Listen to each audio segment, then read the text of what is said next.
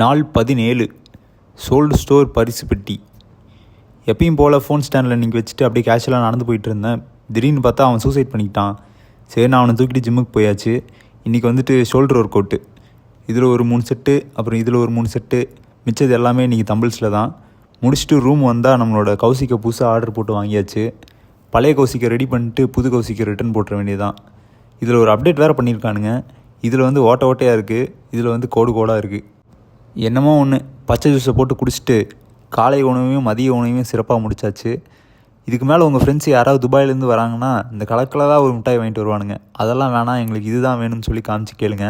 இது ரெண்டும் ரொம்ப அருமையாக இருக்கும். அவசரப்பட்ட ஒன்று பிரித்து சாப்பிட்டேன். அதோட பேர் துபாய் குனாஃபோ பிஸ்தாச்சோ. ரொம்ப நாளாக சோல்டு ஸ்டோரில் ஏதாவது வாங்கணும்னு நினச்சிட்டே இருந்தேன். இப்போ தான் சரியான நேரம் வந்துச்சு. இவனோட பிராண்டிங்கு, இந்த லோகோ, இதெல்லாம் எனக்கு ரொம்ப பிடிக்கும். என்ன, இவனோட விலை தான் கொஞ்சம் ஜாஸ்தியாக இருக்கும். அப்புறம் மன்னிக்கவும், இது நமக்கானதில்லை, இது வந்து ஒருத்தங்களுக்கு பரிசாக கொடுக்க போகிறோம். அதனால் இது கிஃப்ட் ரேப் பண்ணணும். இப்போது ஒரு வழியாக ஒரு அரை மணி நேரமாக கிஃப்ட் பேப்பரை வச்சு சுற்றியாச்சு. என்ன தான் சுற்றினாலும் 2 நிமிஷத்தில் கிழிச்சு போட்டுருவானுங்க. சரி, இது என்ன ப்ராடக்ட்னு சொல்லிட்டு பிரித்ததுக்கப்புறமேட்டு காமிக்கிறேன்.